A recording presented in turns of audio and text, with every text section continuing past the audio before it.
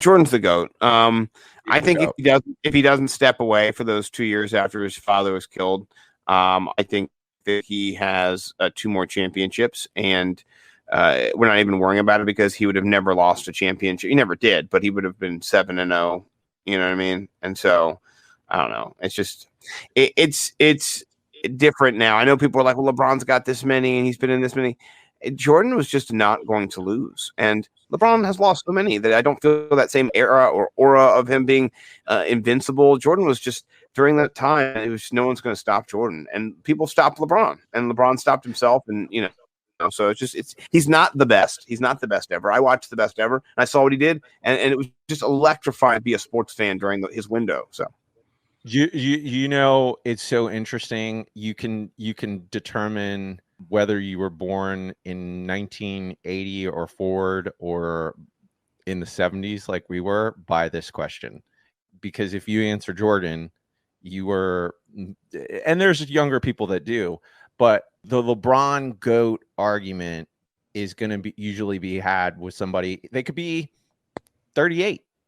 It's just Right. they just are not quite old enough where they saw Jordan hit that shot,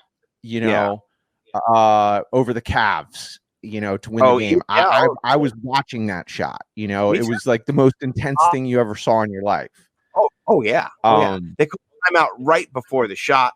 You knew he was going to try to. He had lost to the Cavs the year before, and they had eliminated him. And for him to be, that's why he was just there hitting his chest so much, is that he had exercised a whole year's worth of a demon, and you as a fan had that demon on your back too. You were just like, oh, that little timeout beforehand.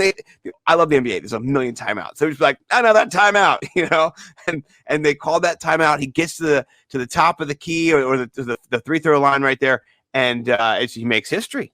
For him, it was just a catalyst. It was great. He's getting double, triple teamed on the shot. And everyone's like, Jordan used to play with garbage men, but then then the argument is always, and Pippen is a top 50 player, so is Pippen a garbage man? The arguments always irk me out a little bit. But Craig Elo was playing phenomenal defense, and he still hits that shot. And there's just so many moments like that where if you were around and you saw it, it's just been imprinted on your mind, the greatness of Michael Jordan. But I will say this. I am surprised at how much LeBron James is been etching away at something that I thought would never be able to be etched away, which is Michael Jordan is the greatest basketball player of all time. He's the greatest player of any sport of all time. That's my personal opinion. Mm-hmm. I will say that what LeBron James has been doing, to me, why he's been kind of inching towards that GOAT mark, is that lack of killer instinct that he had. Mm-hmm. It seems like he was able to exercise that demon at some point in the last 8 or 10 years. It kind of, to me, once he went back to Cleveland and won a championship, something to me clicked where if he wins 2 more championships and ties Jordan, and then he's most points, the way his trajectory is going, he might end up being like 3rd all time in assists, and somewhere in the top 10 in rebounds. I'll put it this way. It doesn't bother me anymore when people make the LeBron James is the GOAT argument. It's like, you're welcome to that opinion.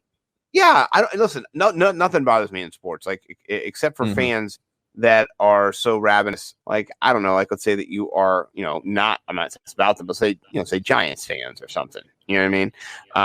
And you're just so myopic, or Washington football team fans, or Dallas fans, or Eagles fans, whoever it is, and you can only see your perspective. I don't like that. That's the kind of thing I don't like about the tribalism in sports. I like the competitiveness, and I like the way the sports brings out the best in people, and but I don't like that aspect of it.